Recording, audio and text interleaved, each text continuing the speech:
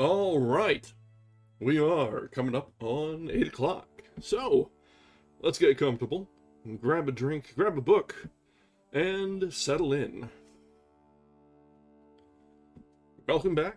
This is our 5th night reading from Milton's Paradise Lost.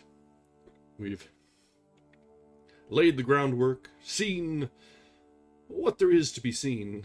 The garden, the retelling of both the creation and the fall. I guess the fall was before the creation, but who's one to quibble with fantasy world building? And hopefully Raphael is finished blathering on. He's firmly cemented himself in 3rd place on my list of Raphaels at this point. And if I knew more, who knows? Who knows? But, sadly, 3 are where we are. Yeah, there are many different falls. I'm trying to differentiate between the fall from heaven and then the original sin, which we're probably going to be getting into tonight. Trying to keep those at least separate in my own nomenclature. But we'll see how it goes. So, yeah, that's what we've got on tap for the evening. Also on tap for the evening, I got a fresh bottle of Buffalo Trace. It is fantastic. Little product placement in there.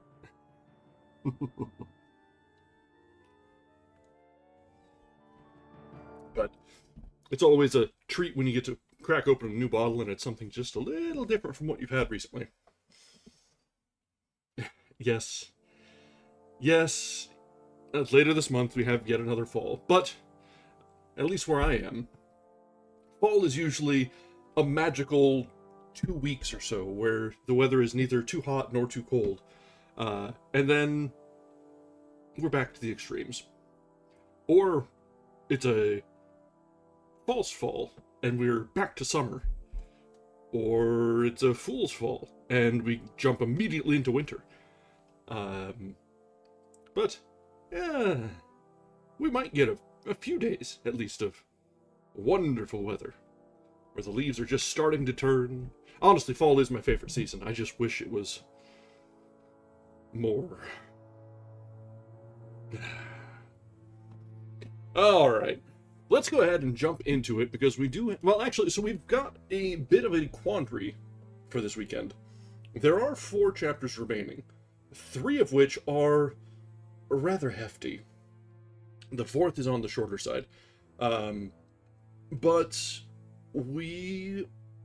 so most likely, probably, the best plan of action is going to be to do relatively short streams and readings tonight and tomorrow, and then Sunday we'll just power through and finish it up. But depending on how long it takes us to get through the first book on Sunday, we may stretch it into Tuesday to finish up and use Tuesday to reflect or shoot the shit or whatever the case may be. Because if I'm looking ahead, tonight's is on the longer side. It's about 28 pages, where the average of the chapters previously have been in the 20 to 24 range. So this one it's got some heft to it. Tomorrow, that would be about 26, so it's a little bit more than average. But then we got 21 and 15. So Sunday we might be able to squeeze both in. And I think that's probably going to be the plan. So tonight and tomorrow we'll do 1 each.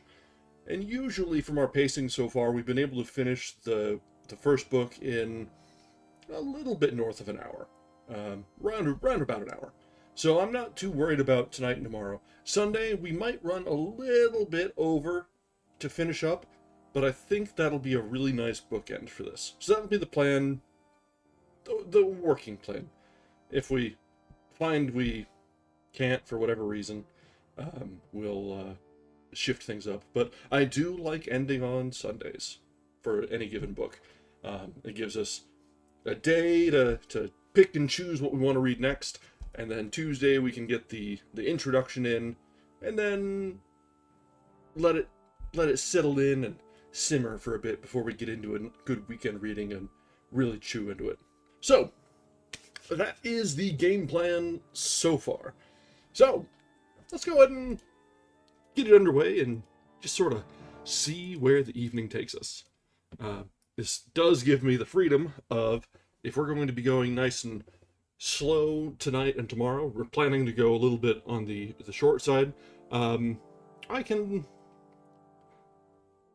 slow down just a little bit, take some breath, enjoy this wonderful bottle, and we'll see whether I think the plan today, I think what we have coming up tonight is probably Lucifer coming back and starting his working of wiles. So we can probably ham it up just a little bit. That sounds like a good time, huh? Alright. Let's go ahead and get into it then. So, we have Book 9 of Paradise Lost. No more of talk where God or angel guest, with man as with his friend, familiar used, to sit indulgent and with him partake rural repast, permitting him the while venial discourse unblamed. Thank God we're done with that. I now must change those notes to tragic, foul distrust and breach disloyal on the part of man, revolt and disobedience. On the part of heaven, now alienated distance and distaste, anger and just rebuke and judgment given, that brought into this world a world of woe, sin, and her shadow death, and misery, death's harbinger. Sad task. Yet, argument not less but more heroic than the wrath of stern Achilles on his foe pursued thrice fugitive about Troy's wall, or rage of Turnus for Lavinia disespoused, or Neptune's ire, or Juno's that so long perplexed the Greek, and Cytherea's son. If answerable style I can obtain of my celestial patroness, who deigns her nightly visitation unimplored, and dictates to me slumbering, or inspires easy my unpremeditated verse. Since first this subject for heroic song pleased me long choosing, and, beginning late, not sedulous my nature to indite, wars, hitherto the only argument heroic deemed chief mastery to dissect, with long and tedious havoc fabled knights in battles feigned, the better fortitude of patience and heroic martyrdom unsung.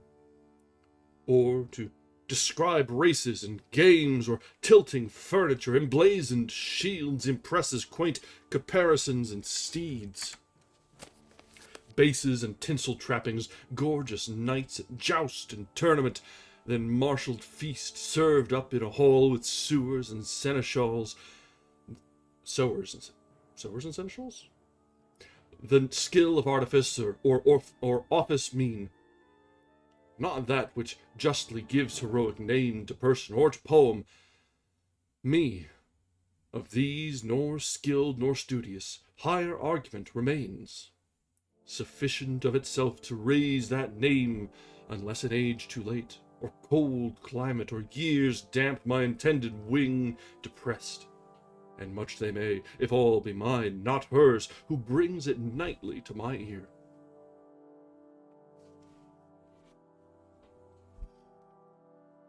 Okay. Quick aside. Milton is all sorts of full of himself. Like, we thought Thoreau was kind of getting high on his own supply. Milton, calm down, brother.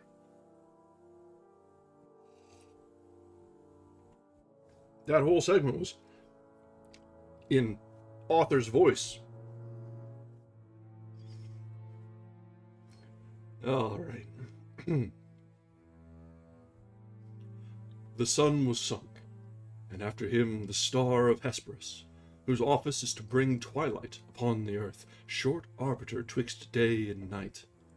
And now from end to end, night's hemisphere had veiled the horizon round, when Satan, who late fled before the threats of Gabriel out of Eden, now improved in meditated fraud and malice, bent on man's destruction, maugre what might hap of heavier on himself.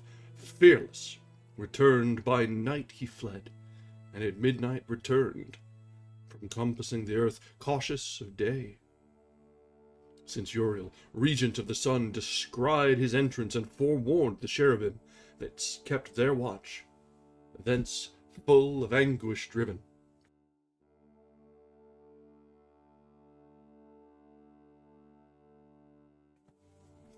the space of 7 continued nights he rode with darkness. Thrice the equinoctial line he circled. 4 times crossed the car of night from pole to pole, traversing each color. On the 8th returned, and on the coast of Erse, from entrance or cherubic watch, by stealth found unsuspected way. There was a place. Now not, though sin, not time, first wrought the change, where Tigris, at the foot of paradise, into a gulf shot underground, till part rose up a fountain by the tree of life. In with the river sunk, and with it rose Satan, involved in rising mist. Then sought where to lie hid. Sea he had searched, and land, from Eden over Pontus and the pool Maeotis, up beyond the river Ob, downward, as far Antarctic, and in length west from Orontes to the ocean-barred Darien, thence to the land where flows Ganges and Indus.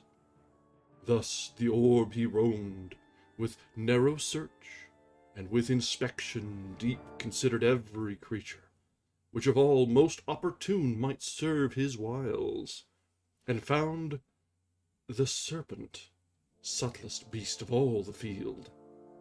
Him, after long debate, irresolute of thoughts revolved, his final sentence chose fit vessel, fittest imp of fraud, in whom to enter, and his dark suggestions hide from sharpest sight.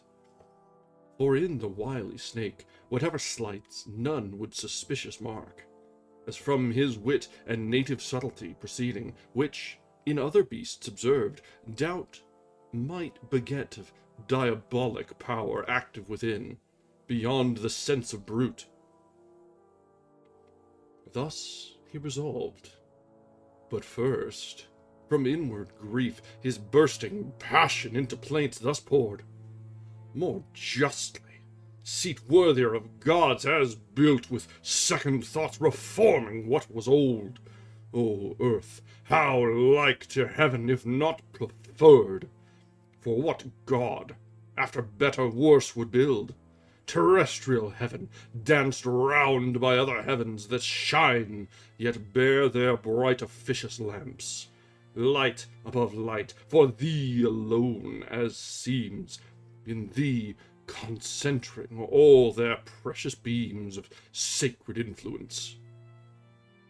As God in heaven is center, yet extends to all, so thou, centering, receivest from all those orbs in thee, not in themselves, all their known virtue appears, productive in herb, plant, and nobler birth, of creatures animate with gradual life of growth, sense, reason, all summed up in man. With what delight could I have walked thee round, if I could joy in aught sweet interchange of hill and valley, rivers, woods, and plains, now land, now sea, and shores with forest crowned, rocks, dens, and caves, but I in none of these find place or refuge. The more I see pleasures about me, so much more I feel torment within me, as from the hateful siege of contraries, all good to me becomes bane, and in heaven much worse would be my state. But hither, here I seek, no nor in heaven to dwell, unless by mastering heaven supreme, nor hope to be myself less miserable by what I seek, but others to make such as I, though thereby worse to me redound, for only in destroying I find ease to my relentless thoughts, and him destroyed, or won to what may work his utter loss, for whom all this was made, all this will soon follow. As to him linked in weal or woe, in woe then, that destruction wide may range, to me shall be the glorious soul among the infernal powers, in one day to have marred what he, almighty, styled 6 nights and days continued making, and who knows how long before had been contriving, though perhaps not longer than since I, in one night, freed from servitude inglorious, well nigh half the angelic name, and thinner left the throng of his adorers. He, to be avenged, and to repair his numbers thus impaired, whether such virtue spent of old now failed more angels to create, if they at least are his created, or, to spite us more, determined to advance into our room, creature formed of earth, and him endowed, exalted from so base original, with heavenly spoils, our spoils, what he decreed, he effected, man he made, and for him built magnificent this world, and earth his seat, him Lord pronounced, and in dignity, subjected to his service angel wings, and flaming ministers to watch and tend their earthly charge. Of these the vigilance I dread, and to elude, thus wrapped in mist of midnight vapor, glide obscure, and pry in every bush and brake, where hap may find the serpent sleeping, in whose mazy folds to hide me, and the dark intent I bring. O foul descent, that I, who erst contended with gods to sit the highest, am now constrained into a beast, and mixed with bestial slime, this essence to incarnate and imbrute, that to the height of deity aspire. But what will not ambition and revenge descend to? Who aspires must down as low as high he soared, obnoxious, first or last, to basest things. Revenge, at first though sweet, bitter ere long, back on itself recoils. Let it, I reck not, so it light well aimed, since higher I fall short on him who next provokes my envy, this new favorite of heaven, this man of clay, son of despot, whom us the more to spite his maker raised from dust. Spite, then, with spite is best repaid. So saying, through each thicket, dank or dry, like a black mist meadow creeping, he held on his midnight search, where soonest he might find the serpent. Him, fast sleeping, soon he found in labyrinth of many a round self-rolled, his head the midst, well stored with subtle wiles, not yet in horrid shade or dismal den, nor nocent yet, but on the grassy herb, fearless, unfeared, he slept. In at his mouth the devil entered, and his brutal sense, in heart or head possessing, soon inspired with act intelligential. But his sleep disturbed not, waiting close the approach of morn. Now, when as sacred light began to dawn in Eden, on the humid flowers that breathed their morning incense, when all things that breathe from the earth's great altar, send up silent praise to the Creator, and his nostrils fill with grateful smell, forth came the human pair, and joined their vocal worship to the choir of angels' wanting voice. That done, partake the season prime for sweetest scents and airs, then commune how that day they best may ply their growing work. For much their work outgrew the hand's dispatch of two gardenings so wide. And Eve first to her husband thus began, Adam, well may we labor still to dress this garden, still to tend plant, herb, and flower. Our pleasant task enjoined, but till more hands aid us, the work under our labor grows, luxurious by restraint. What we by day lop overgrown, or prune, or prop, or bind, one night or two with wanton growth derides, tending to wild. Thou therefore now advise, or hear, what to my mind first thoughts present.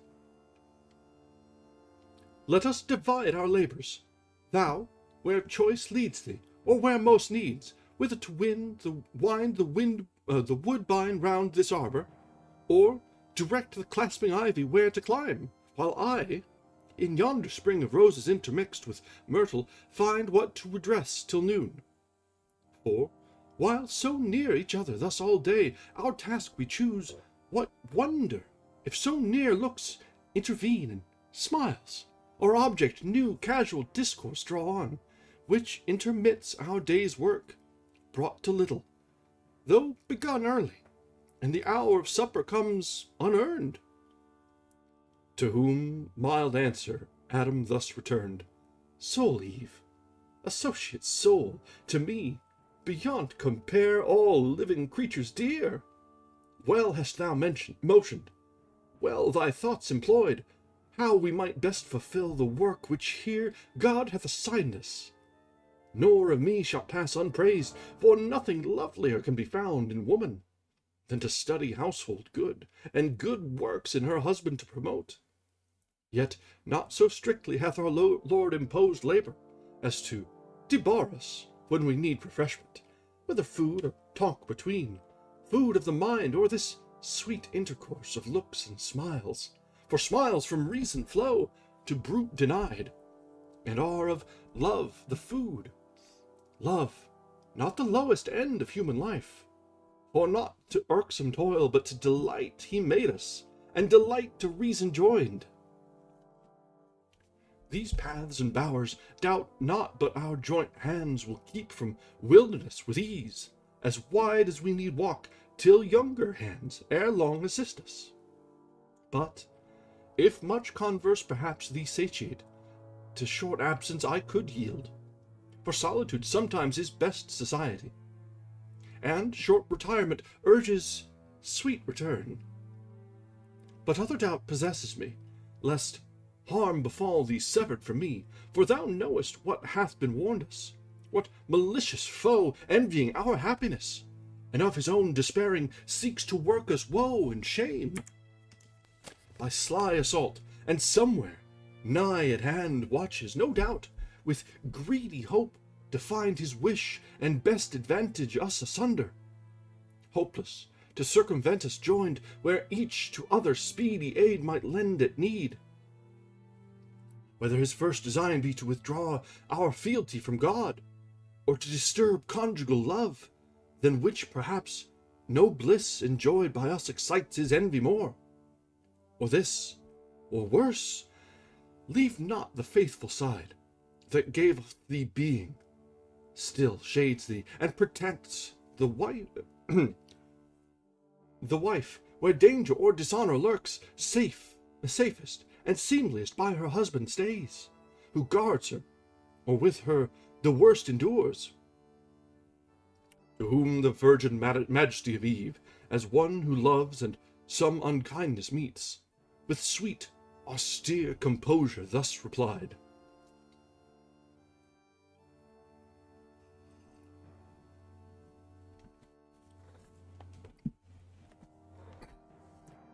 Offspring of heaven and earth, and all earth's lord, that such an enemy we have, who seeks our ruin, both by thee informed I learn, and from the parting angel overheard, as in a shady nook I stood behind, just then returned at shut of evening flowers. But that thou shouldst my firmness therefore doubt to God or thee, because we have a foe may tempt it, I expected not to hear. His violence thou fearest not, being such as we, not capable of death or pain, can either not receive or can repel. His fraud is then thy fear, which plain infers thy equal fear that my firm faith and love can by his fraud be shaken or seduced. Thoughts which, how found they harbor in thy breast, Adam misthought of her to thee so dear? To whom with healing words Adam replied, Daughter of God and man, immortal Eve, for such thou art, from sin and blame entire. No diffident of thee do I dissuade thy absence from my sight, but to avoid the attempt itself intended by our foe. For he who tempts, though in vain, at least asperses the tempted with dishonor foul. Suppose not incorruptible of faith, not proof against temptation, thou thyself with scorn and anger, which resent the offered wrong. Though ineffectual found, mid seem not then, if such affront I labor to avert.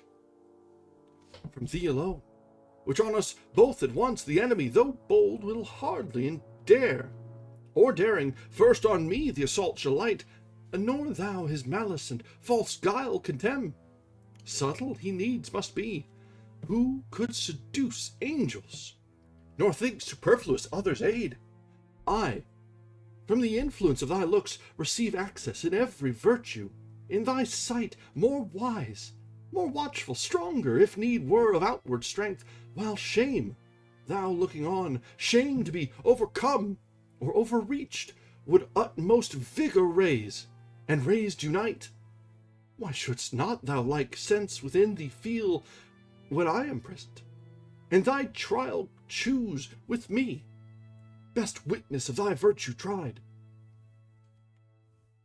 So spake domestic Adam in his care and matrimonial love, but Eve, who thought less attributed to her faith sincere, thus her reply with accent sweet renewed: If this be our condition, thus to dwell in narrow circuit straitened by a foe, subtle or violent, we not endured single with like defense wherever met, how are we happy, still in fear of harm?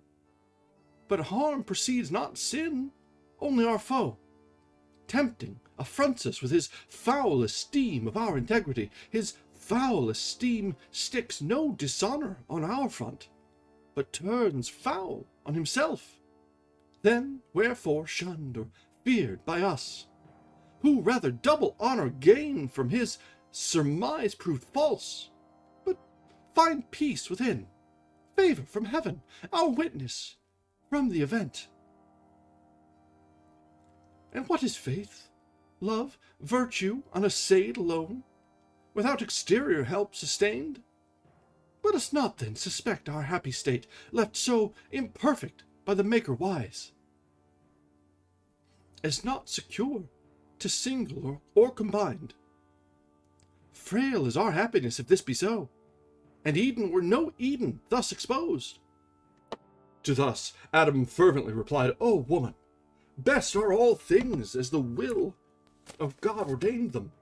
His creating hand nothing imperfect or deficient left of all that he created, much less man, or aught that might his happy state secure from outward force.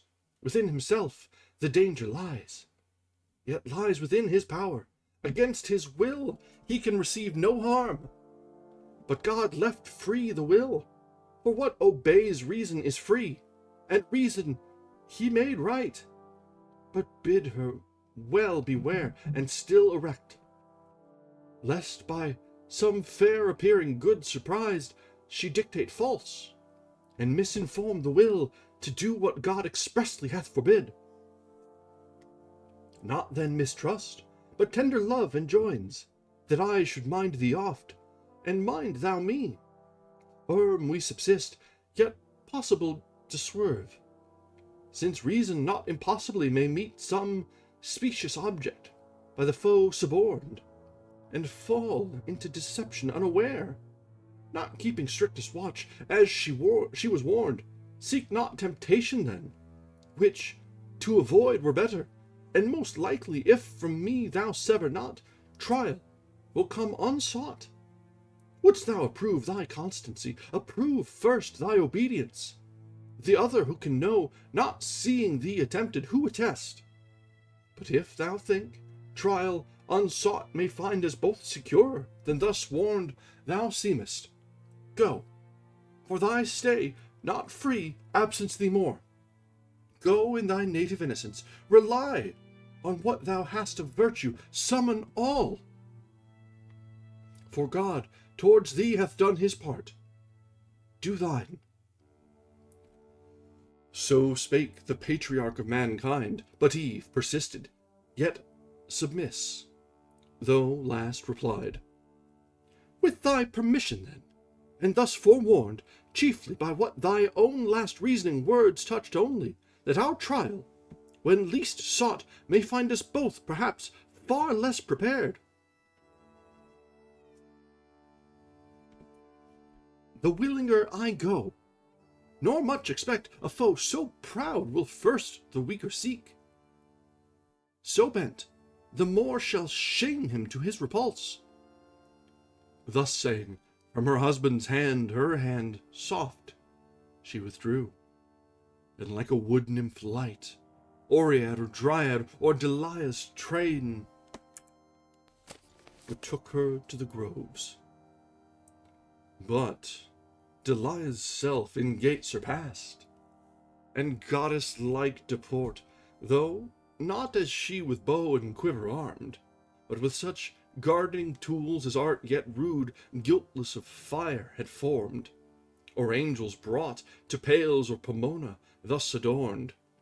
Likest she seemed Pomona when she fled, Vertumnus, or to Ser in her prime, yet virgin of Proserpina from Jove.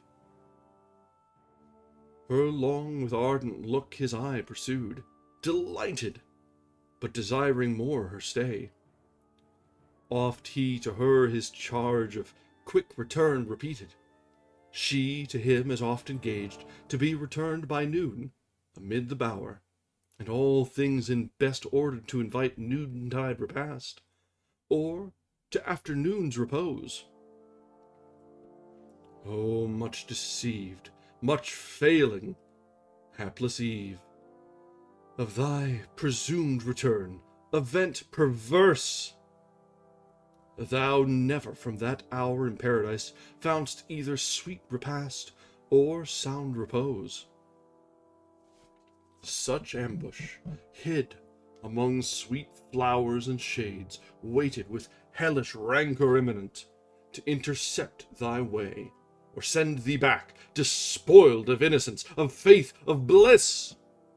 For now, and since first break of dawn, the fiend, mere serpent in appearance, forth was come, and on his quest, where likeliest he might find the only two of mankind, but in them the whole included race, his purposed prey. In bower and field he sought, where any tuft of grove or garden plot more pleasant lay, their tendance or plantation for delight. By fountain or by shady rivulet, he sought them both. but wished his hap might find Eve separate. He wished, but not with hope of what so seldom chanced, when, to his wish, beyond his hope, Eve separate he spies. Veiled in a cloud of fragrance, where she stood, half spied, so thick the roses blushing round her glowed, oft stooping to support each flower of slender stalk, whose head, though gay carnation, purple, azure, or specked with gold, hung drooping, unsustained. Them she upstays gently, with myrtle band, mindless the while of herself. Though fairest, unsupported flower, from her best prop so far, and storm so nigh, nearer he drew, and many a walk traversed of stateliest covert, cedar, pine, or palm, then voluble and bold, now hid, now seen, among thick woven arborets, and flowers embroidered on each bank, the hand of Eve, spot more delicious than those gardens feigned.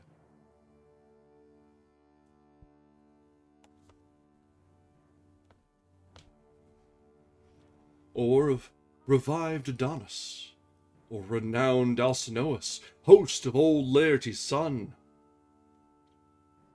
or that not mystic, where the sapient king held dalliance with his fair Egyptian spouse. Much as he the place admired, the person more, as one who long in populous city pent, where houses thick and sewers annoy the air, forth issuing on a summer's morn to breathe among the pleasant villages and farms adjoined, from each thing met conceives delight. The smell of grain, or tedded grass, or kine, or dairy, each rural sight, each rural sound, if chance, with nymph-like step, fair virgin pass, what pleasing seemed, for her now pleases more. She most, and in her look sums all delight. Such pleasure took the serpent to behold this flowery plat, the sweet recess of Eve, thus early, thus alone, her heavenly form angelic, but more soft and feminine. Her graceful innocence, her every air of gesture or least action overawed his malice, and with rapine sweet breathed his fierceness of the fierce intent it brought. That space the evil one abstracted stood from his own evil, and for the time remained stupidly good, of enmity disarmed, of guile, of hate, of envy, of revenge.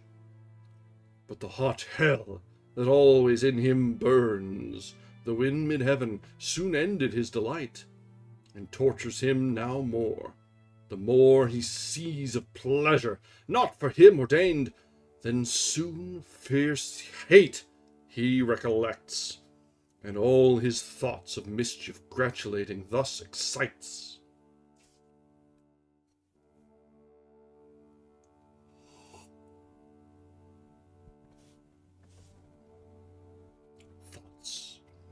Whither have ye led me? With what sweet compulsion thus transported, to forget what hither brought us? Hate, not love, nor hope.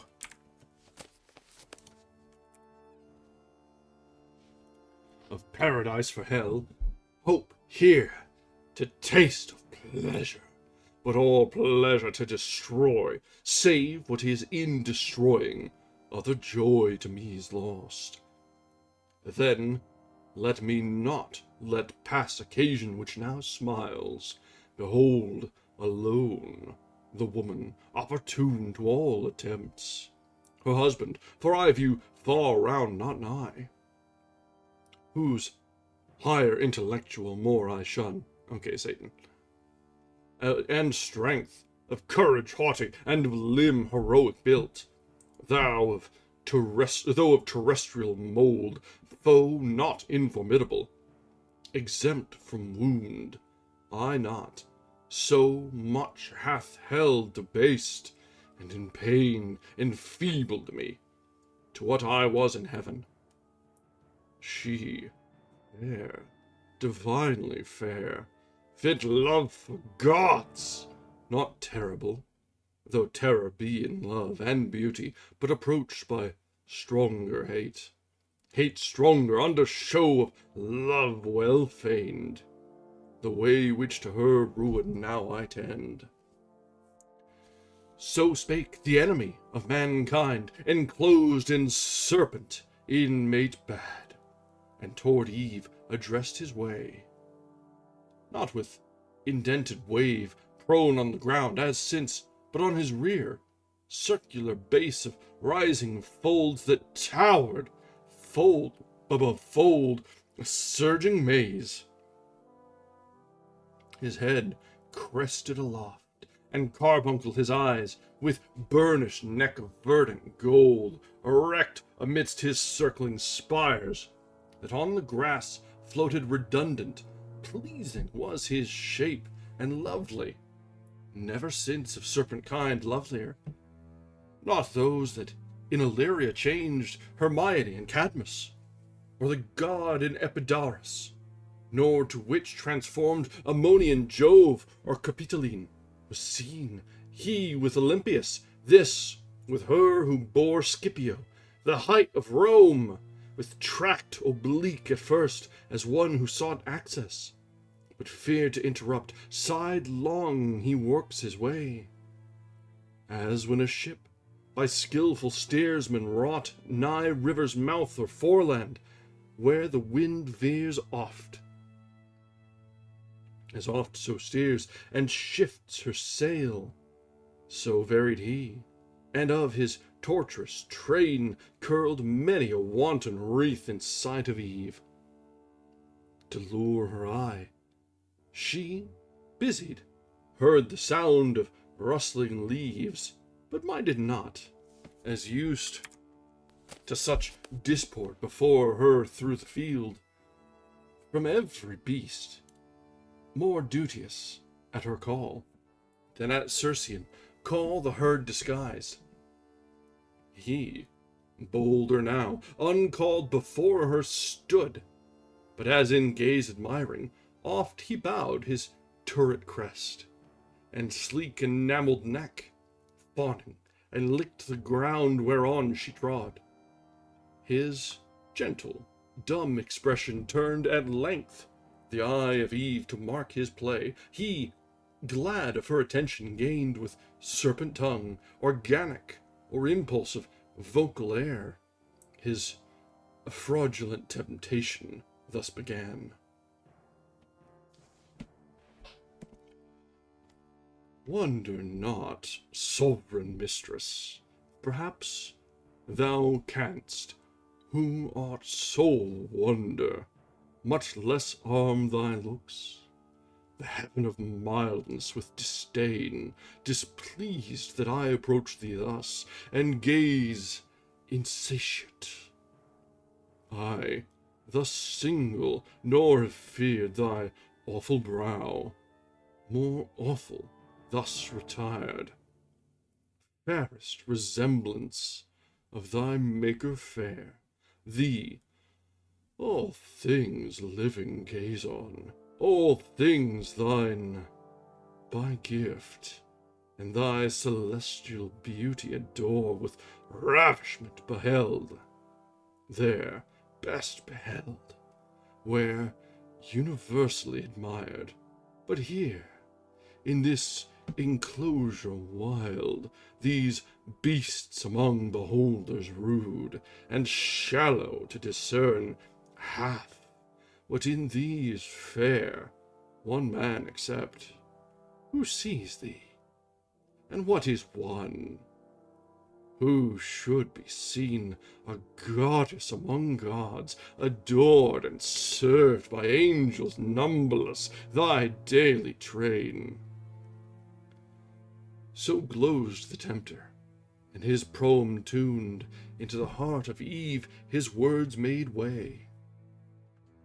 Though, at the voice, much marvelling, at length, not unamazed, she thus in answer spake, "What may this mean?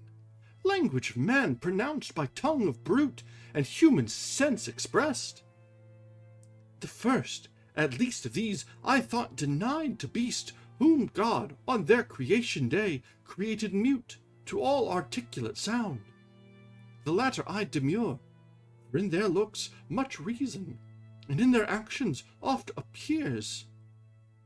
Thee, serpent, subtlest beast of all the field, I knew, but not with human voice endued. Redouble then this miracle, and say, how camest thou, speakable of mute, and how, to me, so friendly grown above the rest of brutal kind that daily are in sight? Say, for such wonder claims attention due." To whom the guileful tempter thus replied, "Empress of this fair world, resplendent Eve, easy to me it is to tell thee all what thou commandest, and right thou shouldst be obeyed. I was at first as other beasts that graze the trodden herb, of abject thoughts and low, as was my food, nor aught but food discerned, or sex, and apprehended nothing high, till, on a day, roving the field, I chanced a goodly tree, far distant to behold, loaden with fruit of fairest colours mixed, ruddy and gold. I nearer drew to gaze, when from the boughs a savoury odour blown, grateful to appetite, more pleased my sense than smell of sweetest fennel, or the teats of ewe or goat dropping with milk at even unsuckled of lamb or kid that tend their play. To satisfy the sharp desire I had of tasting those fair apples, I resolved not to defer. Hunger and thirst at once, powerful persuaders, quickened at the scent of that alluring fruit, urged me so keen. About the mossy trunk I wound me soon, for high from ground the branches would require thy utmost reach, or Adam's. Round the tree all other beasts that saw, with like desire, longing, and envying stood, but could not reach. Amid the tree now got, where plenty hung tempting so nigh, to pluck and eat my fill I spared not, for such pleasure till that hour, at feed or fountain never had I found. Sated at length, ere long I might perceive strange alteration in me, to degree of reason in my inward powers, and speech wanted not long, though to this shape retained, thenceforth to speculations high or deep I turned my thoughts, and with capacious mind considered all things visible in heaven, or earth, or middle, all things fair and good, but all that fair and good in thy divine semblance, and in thy beauty's heavenly ray. United I beheld, no fair to thine equivalent or second, which compelled me thus, though importune perhaps, to come and gaze, and worship thee of right declared sovereign of creatures, universal dame.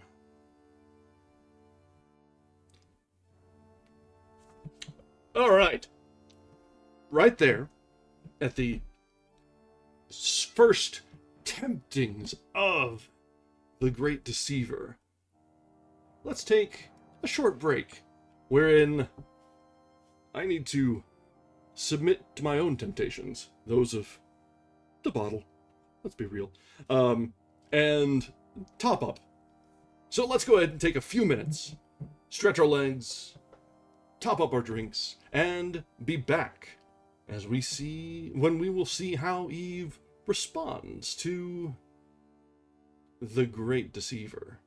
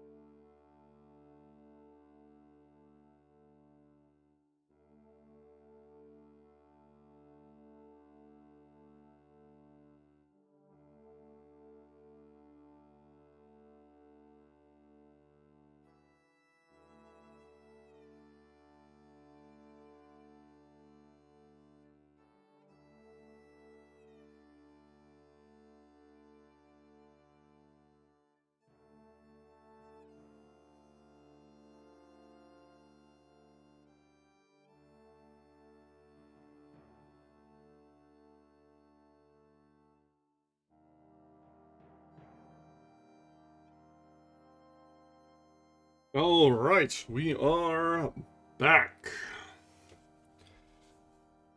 And give the cats a little bit of attention, top up the food, and go about our way while we were having a bit of a break. But so, now let us resume where we left off with the serpent having initiated contact, the temptation begun, and the story spun. How will Eve respond? Well, we all know how she'll respond, but let's see how Milton portrays it.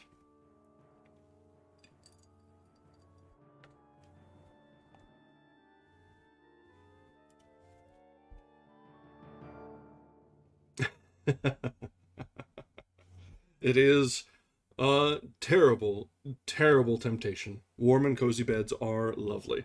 If it wasn't so darn, it's warm in here right now anyway, so I had to crank up the AC a little bit. Something about this house is, well, probably the fact that I'm sitting next to a computer that's churning out heat. Yeah, no, that's actually probably most of it. Anyway. So talked the spirited sly snake, and Eve, yet more amazed, unwary, thus replied, Serpent, thy overpraising leaves in doubt the virtue of that fruit, in thee first proved. But say, where grows the tree? From whence, or from hence, how far?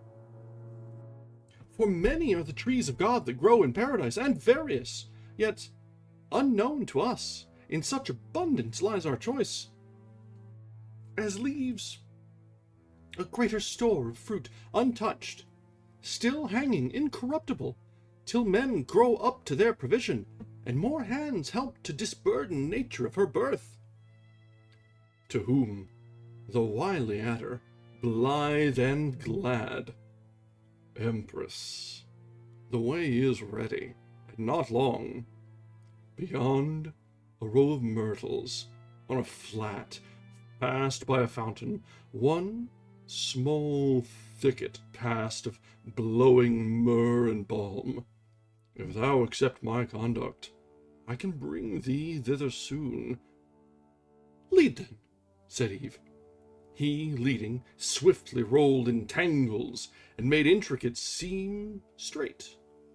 To mischief swift, hope elevates, and joy brightens his crest, as when a wandering fire, compact of unctuous vapor, which the night condenses, and the cold environs round, kindled through agitation to a flame,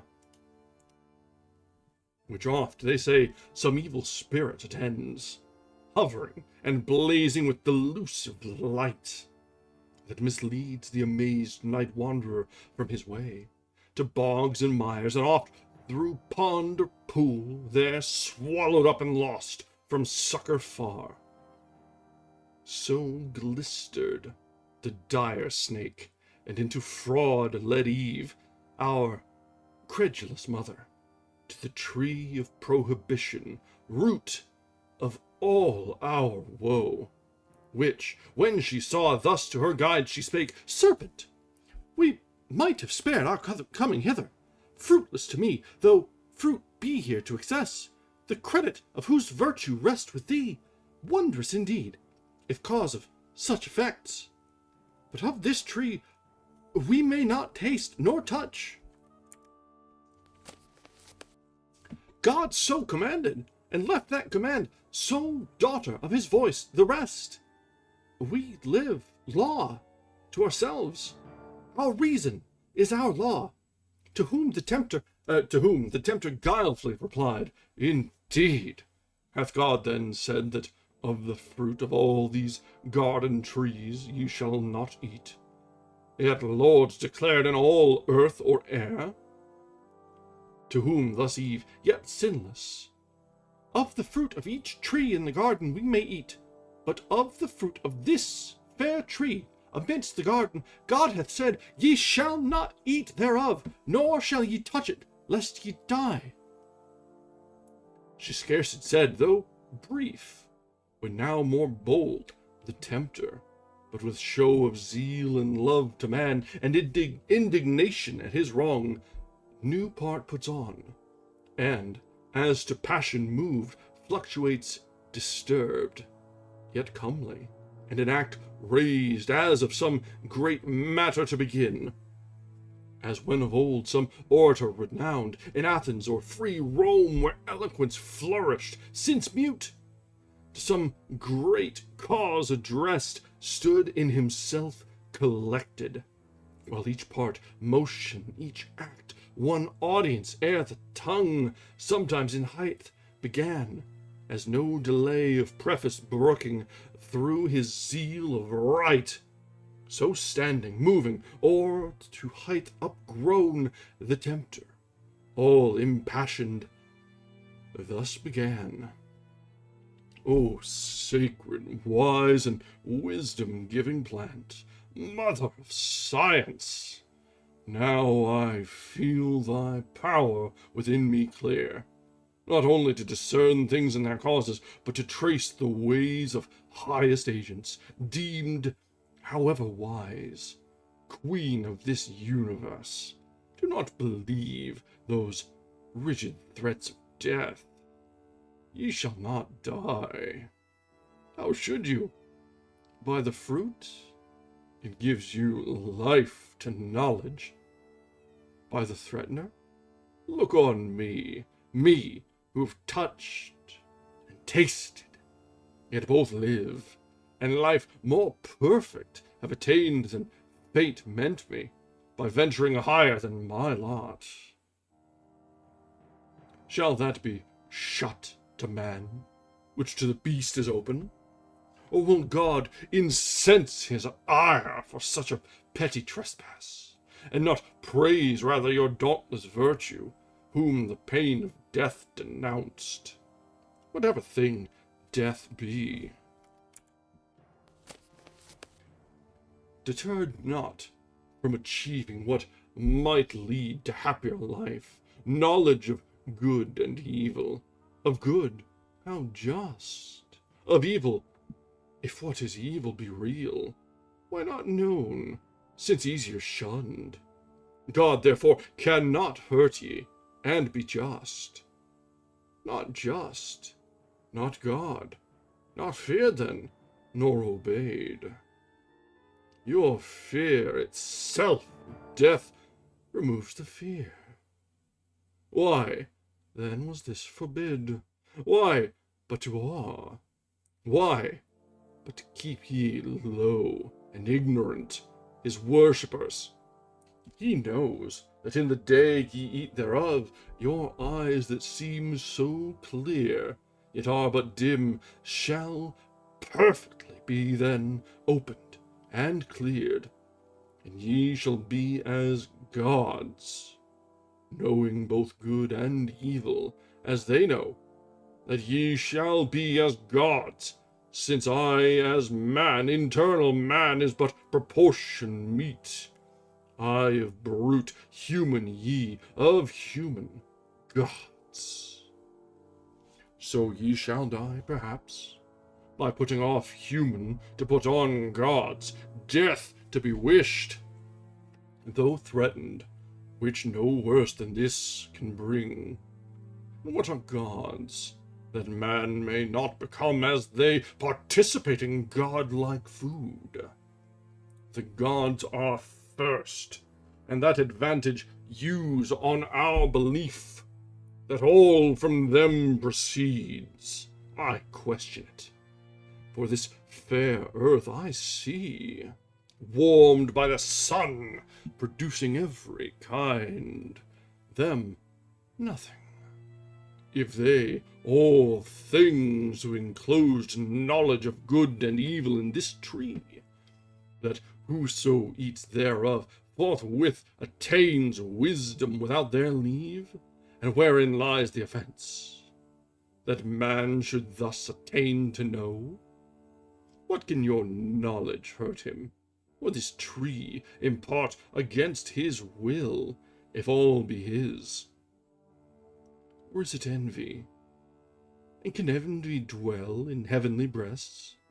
These and many more causes import your need of this fair fruit. Goddess humane, reach then, and freely taste. He ended, and his words, replete with guile, into her heart too easy entrance won.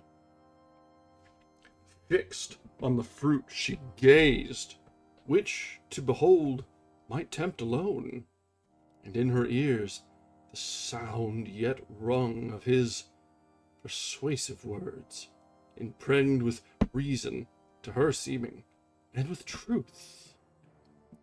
Meanwhile the hour of noon drew on, and waked an eager appetite, raised by the smell so savory of that fruit, which with desire, inclinable now grown to touch or taste, solicited her longing eye.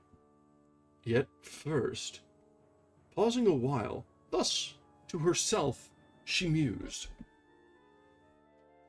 great are thy virtues, doubtless best of fruits, though kept from man, and worthy to be admired, whose taste, too long forborne, at first to say, gave elocution to the mute, and taught the tongue not made for speech to speak thy praise.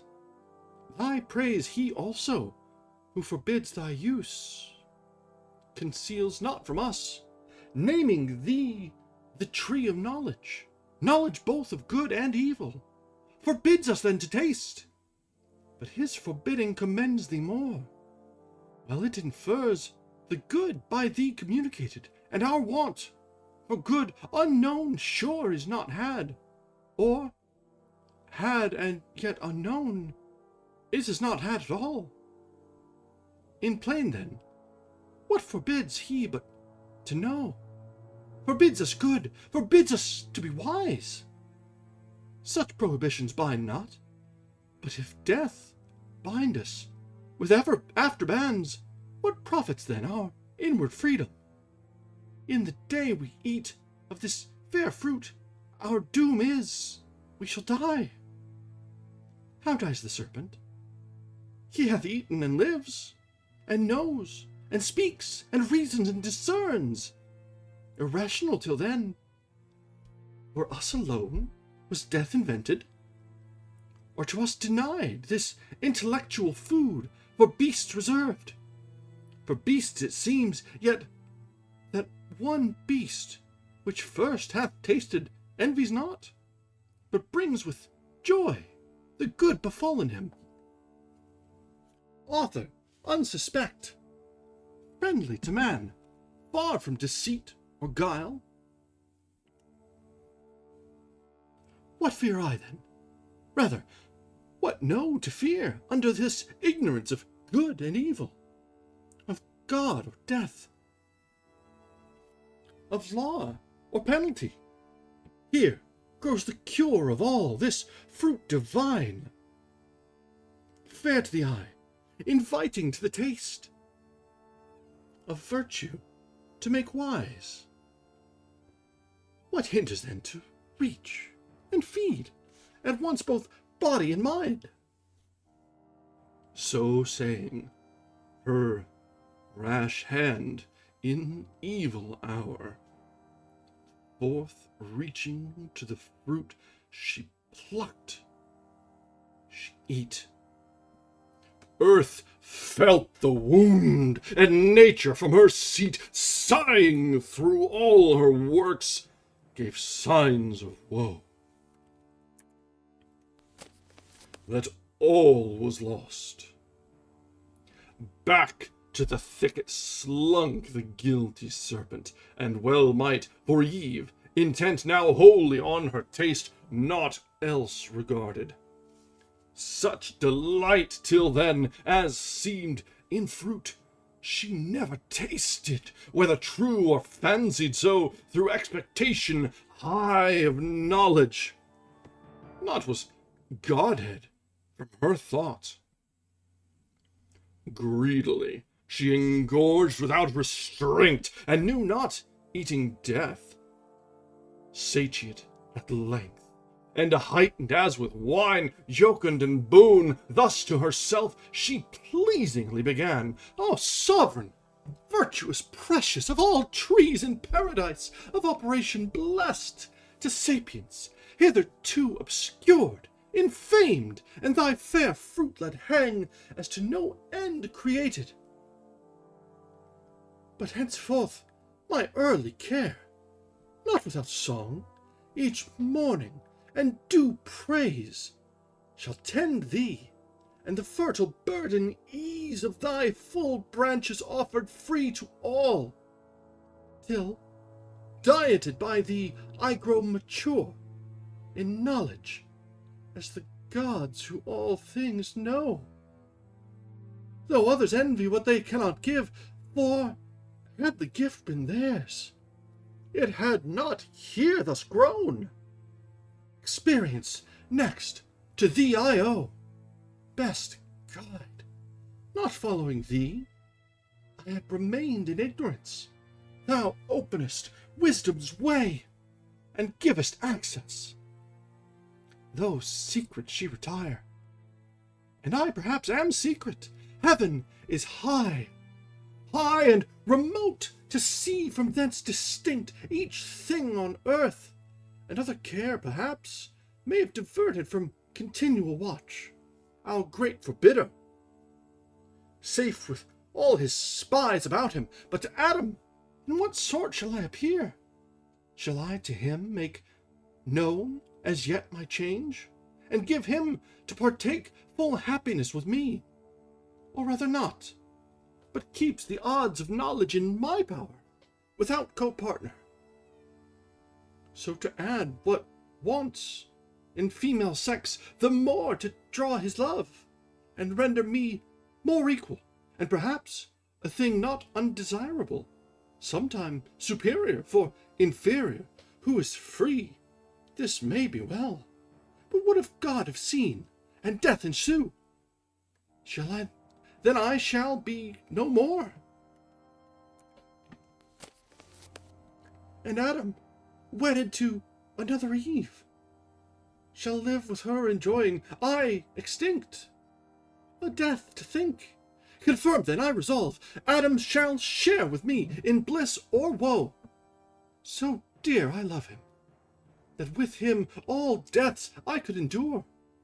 Without him live no life. So saying, from the tree her steps she turned, but first low reverence done, as to the power that dwelt within, whose presence had infused into the plant sciential sap derived from nectar, drink of gods. Adam the while, waiting, desirous her return, had wove of choicest flowers a garland to adorn her tresses, and her rural labour's crown, as reapers oft are wont with their harvest queen. Great joy he promised to his thoughts, and new solace in her return so long delayed. Yet oft his heart, divine of something ill, misgave him. He the faltering measure felt, and forth to meet her went, the way she took that morn when first they parted. By the tree of knowledge he must pass, there he her met. Scarce from the tree returning, in her hand a bough of fairest fruit, that downy smiled, new gathered, and ambrosial smell diffused. To him she hasted, in her face excuse came prologue, and apology too prompt, which with bland words at will she thus addressed: Hast thou not wondered, Adam, at my stay? Thee I have missed, and thought it long deprived thy presence, agony of love till now not felt, nor shall be twice, for never more me I to try. What rash untried I sought, the pain of absence from thy sight, but strange hath been the cause, and wonderful to hear. This tree is not, as we are told, a tree of danger tasted, nor to evil unknown opening the way, but of divine effect, to open eyes, and make them gods who taste, and hath been tasted such. The serpent wise, or not restrained as we, or not obeying, hath eaten of the fruit, and is become, not dead, as we are threatened, but thenceforth endued with human voice and human sense, reasoning to admiration, and with me persuasively hath so prevailed that I have also tasted, and have also found the effects to correspond, opener mine eyes, dim erst, dilated spirits ampler heart, and growing up to Godhead, which for thee chiefly I sought, without thee can despise. For bliss, as thou hast part to me, is bliss, tedious, unshared with thee, and odious soon. Thou therefore also taste that equal lot may join us. Equal joy, as equal love, lest thou not tasting different degree disjoin us. And I then too late renounce deity for thee, when fate will not permit. Thus Eve, with countenance blithe her story told, but in her cheek distemper flushing glowed. On the other side Adam, soon as he heard the fatal trespass done by Eve, amazed, astonished stood, and blank, while a horror chill ran through his veins, and all his joints relaxed. From his slack hand, the garland wreathed for Eve down dropped, and all the faded roses shed, speechless. He stood and pale, till thus, at length, first to himself, he inward silence broke. O fairest of creation, last and best of all God's works, creature, in whom excelled whatever can to sight or thought be formed, holy, divine, good, amiable, sweet, how art thou lost? How on a sudden lost, defaced, deflowered, and now to death devote. Rather, how hast thou yielded to transgress the strict forbiddance, how to violate the sacred fruit forbidden? Some cursed fraud of enemy hath beguiled thee, yet unknown, and me with thee ruined, for with thee certain my resolution is to die. Can I live without thee? How forego thy sweet converse, and love so dearly joined, to live again in these woods forlorn? Should God create another Eve, and I another rib afford, yet loss of thee would never from my thought, from my heart. No, no! I feel the link of nature draw me, flesh of flesh, bone of my bone thou art, and from thy state mine never shall be parted, bliss or woe. So having said,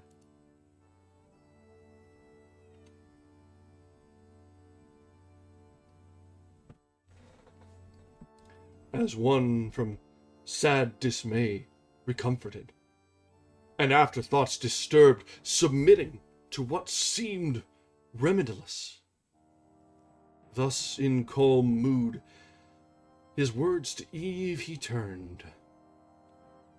Bold deed thou hast presumed, adventurous Eve, and peril great provoked, who thus hast dared. Had it been only coveting to eye that sacred fruit, sacred to abstinence, much more to taste it, under ban to touch. But past who can recall, or done undo? Not God omnipotent, nor fate, yet so perhaps thou shalt not die. Perhaps the fact is not so heinous now. For tasted fruit, profaned first by the serpent, by him first made common and unhallowed ere our taste, nor yet on him found deadly, yet he lives as thou saidst, and gains to live as man, higher degree of life, inducement strong to us, as likely tasting to attain proportional assent, which cannot be but to be gods, or angels, demigods. Nor can I think that God, creator wise, though threatening, will in earnest so destroy us, his prime creatures, dignified so high, set over all his works, which, in our fall, for us created, needs with us must fail, dependent made. So God shall uncreate, be frustrate, do, undo, and labor lose. Not well conceived of God, who, though his power creation could repeat, yet would be loath us to abolish, lest the adversary triumph and say, fickle their state, whom God most favors, who can please him long. Me first he ruined, now mankind, whom will be next? Matter of scorn, not to be given the foe. However, I with thee have fixed my lot, certain to undergo like doom. If death consort with thee, death is to me as life. So forcible, within my heart, I feel the bond of nature draw me to my own in thee, for what thou art is mine. Our state cannot be severed, we are one flesh.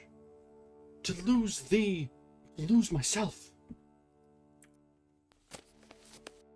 So Adam, and thus Eve to him replied, O glorious trial of exceeding love, illustrious evidence, example high, engaging me to emulate.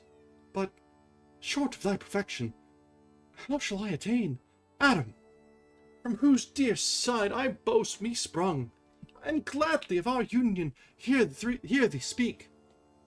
One heart, one soul in both, whereof good proof this day affords, declaring thee resolved, rather than death, or aught than death more dread, shall separate us, linked in love so dear, to undergo with me one guilt, one crime, if any be of tasting this fair fruit, whose virtue for of good still good proceeds, direct, or by occasion hath presented this happy trial of thy love, which else so eminently never had been known. Were it I thought death menaced would ensue this my attempt, I would sustain alone the worst, and not persuade thee, rather die deserted, than oblige thee with a fact pernicious to thy peace, chiefly assured, remarkably, so late of thy, so true, so faithful, love unequalled. But I feel far otherwise the event, not death, but life augmented, opened eyes, new hopes, new joys, taste so divine, that what of sweet before hath touched my sense, flat seemed to this, and harsh. On my experience, Adam, freely taste, and fear of death delivered to the winds. So saying, she embraced him, and for joy tenderly wept, much won that he his love had so ennobled, as of choice, to incur divine displeasure for her sake, or death, in recompense for such compliance bad, such recompense best merits, from the bow she gave him of that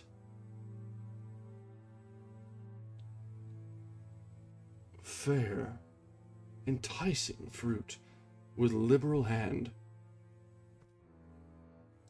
He scrupled not to eat,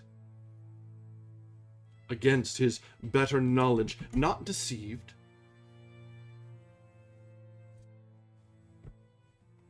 but fondly overcome with female charm. Earth trembled from her entrails, as again in pangs and nature gave a second groan. Sky lowered, and muttering thunder, some sad drops wept at completing of the mortal sin. Original. While Adam took no thought, eating his fill, nor Eve to iterate her former trespass feared, the more to soothe him with her loved society, that now, as with new wine intoxicated both, They swim in mirth, and fancy that they feel divinity within them, breeding wings wherewith to scorn the earth. But that false fruit far other operation first displayed. Carnal desire inflaming, he on Eve began to cast lascivious eyes. She him as wantonly repaid. In lust they burn, till Adam thus 'gan Eve to dalliance move. Eve, now I see thou art exact of taste, and elegant of sapience no small part. Since to each meaning savour we apply, and palate call judicious, I the praise yield thee, so well this day thou hast purveyed. Much pleasure we have lost, while we abstained from this delightful fruit, nor knowing till now true relish, tasting if such pleasure be in things to us forbidden, it might be wished. For this one tree had been forbidden 10.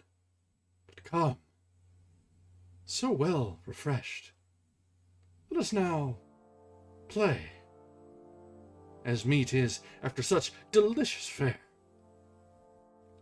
For never did thy beauty, since the day I thee first and wedded thee, adorned with all perfections, so inflame my sense with ardor to enjoy thee. Fairer now than ever, bounty of this virtuous tree. So said he, and forbore not glance or toy of amorous intent, well understood of Eve, whose eye darted contagious fire. Her hand he seized, and to a shady bank, thick overhead with verdant roof embowered, he led her nothing loth. Flowers were the couch, pansies and violet and asphodel and hyacinth, earth's freshest, softest lap. There they, their fill of love, and love's disport, took largely of their mutual guilt the seal, the solace of their sin, till dewy sleep oppressed them, wearied with their amorous play. Soon as the force of that fallacious fruit, that with exhilarating vapor bland about their spirits had played, and in most powers made air, was now exhaled, and grosser sleep, bred of unkindly fumes, with conscious dreams encumbered, now had left them. Up they rose as from unrest, and, each the other viewing, soon found their eyes how opened, and their minds how darkened. Innocence, that as a veil had shadowed them from knowing ill, was gone. Just confidence, and native righteousness, and honor, from about them, naked, left to guilty shame, he covered, but his robe uncovered more. So rose the Danite strong, Herculean Samson from the harlot lap of Philistine Delilah, and waked, shorn of his strength, they destitute and bare of all their virtue, silent and in face confounded, long they sat as strucken mute, till Adam, though not less than Eve abashed, at length gave utterance to these words constrained.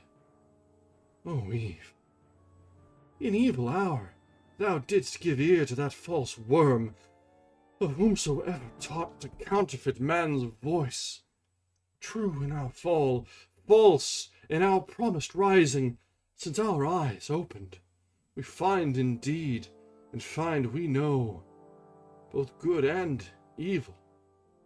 Good lost, and evil got.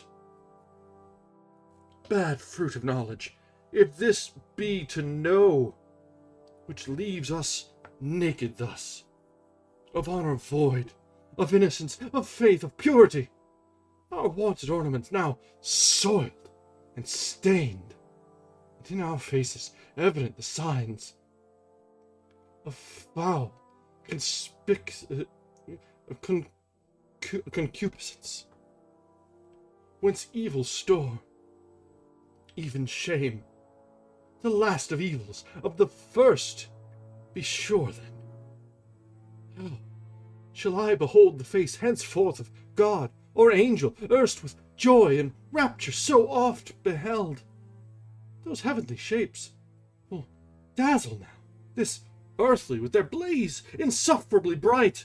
Oh, might I here in solitude live, savage, in some glade obscured, where highest woods impenetrable to star or sunlight spread their umbrage broad and brown as evening. Cover me, ye pines, ye cedars with innumerable boughs, hide me, where I may never see them more. But let us now, as in bad plight, devise what best for the present serve to hide the parts of each from other, that seem most to shame obnoxious and unseemliest seen. Some tree whose broad, smooth leaves together sewed and girded on our loins may cover round those middle parts, that this newcomer shame there sit not and reproach us as unclean. So counselled he, and both together went into the thickest wood. There soon they chose the fig tree, not that kind for fruit renowned, but such as to this day to Indians known in Malabar or Deccan spreads her arms, branching so broad and long that in the ground the bended twigs take root, and daughters grow about the mother tree, a pillared shade, high overarched, and echoing walks between. There oft the Indian herdsman, shunning heat, shelters in cool, and tends his pasturing herds. At loopholes cut through thickest shade, those leaves they gathered, broad as Amazonian targe, and with what skill they had, together sewed, there to gird their waist, vain covering, to hide their guilt and dreaded shame. Oh, how unlike to that first naked glory! Such of late Columbus found the Americans so girt with feathered cincture, naked else, and wild among the trees on isles and woody shores. Thus fenced, and, if they thought their shame in part covered, but not at rest or ease of mind, they sat them down to weep. Nor only tears rained at their eyes, but high winds worse within began to rise, high passions, anger, hate, mistrust, suspicion, discord, and shook sore their inward state of mind. Calm region once, and full of peace, now tossed and turbulent, for understanding ruled not, and the will heard not her lore, both in subjection now to sensual appetite, who from beneath usurping over sovereign reason claimed superior sway. From thus distempered breast Adam, estranged in look and altered style, speech intermitted thus to Eve renewed. Would thou hadst hearkened to my words, and stayed with me, as I besought thee, in that strange desire of wandering, this unhappy morn, I know not whence possessed thee. We had then remained still happy, not as now, despoiled of all our good, shamed, naked, miserable. Let none henceforth seek needless cause to approve the faith they owe, when earnestly they seek such proof conclude. They then begin to fail, to whom, soon moved with touch of blame, thus Eve, "What words have passed thy lips, Adam severe? Imputest thou that to my default, or will of wandering, as thou callest it, which who knows, but might as ill have happened thou being by? Or to thyself, perhaps, hadst thou been there, or heard the attempt, thou couldst not have discerned fraud in the serpent, speaking as he spake, no ground of enmity between us known. Why he should mean me ill, or seek to harm, was I to have never parted from thy side, as could have grown there still a lifeless rib? Being as I am, why didst thou, the head, command me absolutely not to go, going into such danger as thou saidst? Too facile, then, thou didst not much gainsay, nay, didst permit, approve, and fair dismiss. Hadst thou been firm and fixed in thy dissent, neither had I transgressed, nor thou with me. To whom then first incensed, Adam replied, "Is this the love, is this the recompense of mine to thee, ingrateful Eve, expressed immutable, when thou wert lost, not I, who might have lived, enjoyed immortal bliss, yet willingly chose rather death with thee? And am I now upbraided as the cause of thy transgressing? Not enough severe, it seems, in thy restraint. What could I more? I warned thee, I admonished thee, foretold the danger in the lurking enemy that lay in wait beyond this had been force, and force upon free will hath here no place. But confidence then bore thee on, secure either to meet no danger or to find matter of glorious trial. And perhaps I also erred, in overmuch admiring what seemest in thee so perfect, that I thought no evil durst attempt thee. But I rue the error now, which is become my crime, and thou the accuser. Thus it shall befall him who to worth in woman is over-trusting. It's her will rule, restraint she will not brook, and left to herself, if evil thence ensue, she first his weak indulgence will accuse. Thus they in mutual accusations spent the fruitful hours, but neither self-condemning, and of their vain contest appeared no end.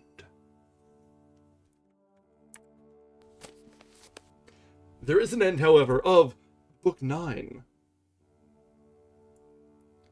Yeah, we actually stretched that out pretty well. We've only got about 20 minutes of our normal time, and we've got Chapter 10 is a little tiny bit shorter. So, yes, obviously we will not be continuing with Book 10 tonight.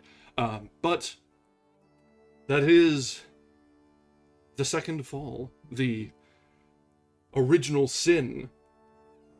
And we see very quickly how they fell from each other's good graces just as quickly as they fell from God's.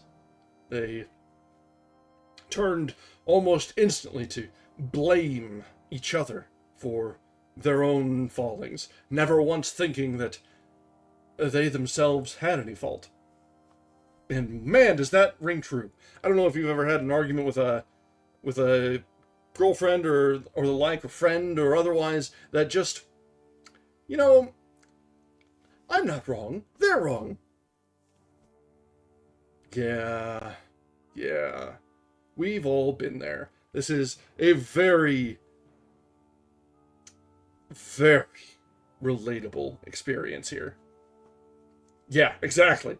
About how everybody I know who married their first boyfriend, girlfriend, crush, etc. went. Very rarely do you get it right the first time. And, I mean, because usually, let's be real, when folks are getting married to their high school sweethearts or the like, their first significant other, they barely even know who they are themselves yet. Like, you're barely out of the crib by the time you're at that point. So for all that is good, take some fucking time. Find yourself, be yourself, decide who you're gonna be before you tie yourself to someone else. God forbid you have kids in that situation. God, can you imagine? Ugh. Yeah, I'm a dyed-in-the-wool sink. But dyed-in-the-wool bachelor here, so I'm going to try very hard not to be too judgy on that front. But, come on. At least learn to love yourself before you decide to love someone else.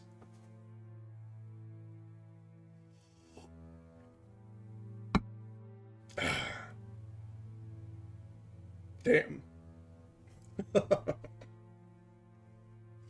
All right. Well, that is all the reading we've had tonight. We'll have tonight. Let me make a bookmark here. But we've got time. We can hang out, chat, just meander through, reflect on what we've seen and heard so far. And what have we seen? That was a big one. It started out even before the fall, before everything. There was the hint of pride that really was the first hints of the suggestions of what was going to go down. And isn't that how it always starts? A little bit of pride, a little bit of inflated self-worth that you may not even realize that's what's going on. Thinking, yeah, I can go out and handle that myself. I don't need to worry about it. Nothing's gonna happen. I'm young and invincible. And then, yeah. And that's not even we're not putting the blame on Eve in this, because that is a hell of a slippery slope that has been tried and trod, and that is a worn path that I want no part of. Man, that bothers the hell out of me when people are trying to put initial and full blame on Eve in the first place. That is not cool, and that is the cause of so much misogyny and bullshit in the world. It's like they try and justify it. You can't justify it like that. You can't point to a fucking fantasy book and say that's why she needs to be a trad wife or whatever the fuck you want to try and spin it. Bullshit. Bullshit. Nah, don't do it. I've got feelings.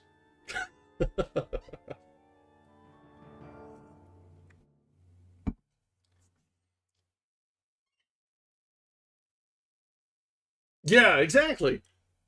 Like all through that, like Satan's going on and in the form of the serpent and laying out, honestly, a really good argument. Like, yeah, it was malicious, but looking from our point of view, yeah, eat that fruit. Go for it. That sounds great. Even if you're not, like, as gods, it's like the ideation, the raising up of ignorance is infuriating, especially when viewed in the context of current events. I cannot stress how much it irritates, infuriates me to see people willfully going back to any sort of backsteps, backslides, anything. At this point, it's not even a backslide, it's a full-blown retreat. I'm sick of it. Sick and tired of it.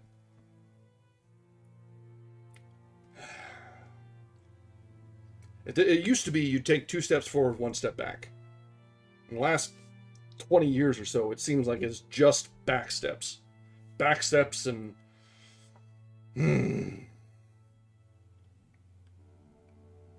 just bad trades.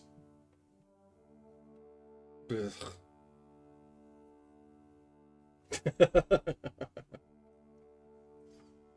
And it comes from a place, even like empathy, sympathy, sure. Like, personally, I don't have very many people who are greatly impacted, but you don't need to have a direct link to someone who is impacted by the backslide. That's the whole point of being civilized, of having a human heart, is understanding that you don't need to be the one that is being hurt. Your immediate circle doesn't need to be the one who's being hurt. The fact that anyone is being unjustly having it against them, that should be enough. That is where the compassion should spring from. The very idea that injustice exists in the world should be enough to get you pissed off. And if it hits close to home, that's great. Like that should be an even easier swing for you. Like, it's not great that it's bad things are happening to people you know and like, but yeah, exactly. Like, I don't know how to explain to you that you're supposed to care about others. Empathy has been spun as weakness. Hell, what was it? They're calling empathy a sin these days. For fuck's sake! Are you kidding me? Are you serious? That is the most twisted thing I can imagine. Yeah, the sin of empathy. That is like, I'm sorry. I am well separated from the church. I have been for a long time. But I grew up in that environment. And I remember wearing the WWJD bracelets. Like, I'm sorry. The sin of empathy is not that. Like, empathy was everything. Everything. It is appalling, actually appalling, how far gone, how far out of hand things have gotten. We always like to think that, I mean, it's very easy to fall into the trap of remembering the good old days. And it is, objectively, things are generally better. On the whole, the march of progress is consistent. But man, this game of snakes and ladders, sometimes we hit a big ass snake and it hurts.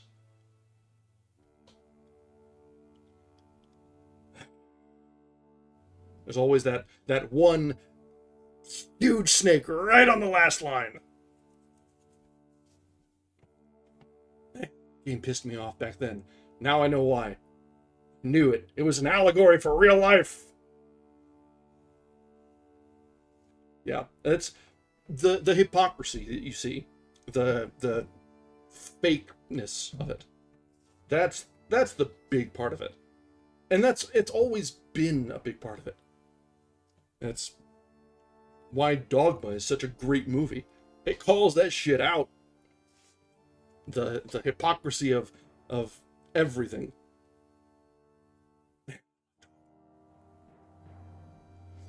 But yeah, like that's the, it's all the worse for the people that should be striving to embrace our better angels, are instead being either co-opted as willful dupes or their true nature being pulled out. Man, yeah, Carlin as a cardinal was, between Carlin as a cardinal and Rickman as the voice, was like so good. So good. Man, I'm gonna need to find that and watch it again. Just because it is really on point for this, actually, now that I'm thinking about it. Man, we read things that are unintentionally very relevant to a lot of things, despite the fact that they're written 400 years ago. Man, literature's great, isn't it? Like, we're sparking a conversation like this, a rant that, honestly, I didn't know I had in me, to be ranting on the internet like this. I know I'm old man yells at cloud, but for fuck's sake, really. But it's just awesome. Like, a book that was written in the 1600s, contemporary to Columbus. Remember, there was that throwaway line in there that it's like, Columbus just recently discovered the Americas. Like, that's when this was written. And it is sparking this sort of feeling. That's powerful. That is so, so cool. And that's why I do this. That's why I'll keep reading always. It is nice. It is very nice to see that usually I would read more contemporary things and just for pleasure a lot. And it was fine. Reading just for the sake of reading is nothing to be frowned upon. Reading fiction is not any worse than reading the classics, reading nonfiction, reading biographies, reading self-help books. Though God help you if you're reading the sort of self-help books that you see out there. The slop that is coming out of a lot of the pundits. But that's another thing entirely. But reading for the sake of reading is great. But when you can look back and reading these impactful works, I wouldn't be doing it without this channel. Just the motivation hadn't been there. But it brings things into different perspective, and I'm seeing them for myself just as we are together. And it's awesome. I love it. A few of the books we've read are just impactful. Like, you can see the author in them. You can see the times in them. But you can also still see today. Like, the events that are unfolding around us are still present, and they've always been present. It's the human condition. History keeps going round and round and round and round. And here we are, still doing it. Same shit, different century.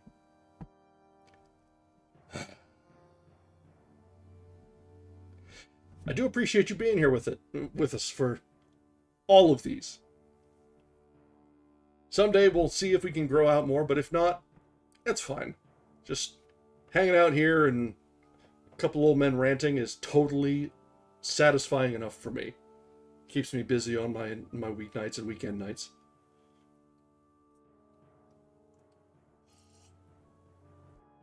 Damn, that's a good bottle. Buffalo Trace. Good shit. Alright, guys. We've had our reading. We've had our rant. We've had good talks. This has been a nice change of pace. I rather enjoy when we have our short nights like this, that we can just go off the rails after we're done. Not every time, because that would be a really good way to set a certain sort of brand for the channel. But it is nice to let the inner thoughts out every once in a while. And so these short nights are a great opportunity for that. We'll probably do a little bit of that tomorrow as well, because tomorrow will also be a short one. If anything, even shorter, because the next one's only about 26 pages, as opposed to tonight's 28. So, we have that to look forward to. I don't know if I can get any harder drink than this to really lubricate things along. So, we'll just have to see how things shake out tomorrow, shall we? Well, with that, I actually have a little bit of work to do tonight, so I'm actually rather grateful for when the thing's slowing down as we are. So, let's go ahead and call this a wrap this evening. As always, thank you so very much for joining us. This has been a surprisingly enjoyable book that we've been reading so far. Yes, it's dry. It's better than Thoreau. And I think the shared experience that we all have with the book and the story that it's telling and the cultural osmosis that is omnipresent throughout this colors our experience of the book and adds a layer to it that it makes it more interesting to see play out than it would otherwise be, despite how dry the text is. Indeed. Better than a poke in the eye with a sharp stick. It's not a high bar. But you know what? It is. We still can acknowledge that it's better than expected. All right. If you have not yet, I encourage you to drop a like on the stream, subscribe to the channel. Let's Google and YouTube know that we're doing something fun around here. And with that, I need to finish off my drink for the evening and pretend to do a little bit of work tonight. So, I'll be signing off.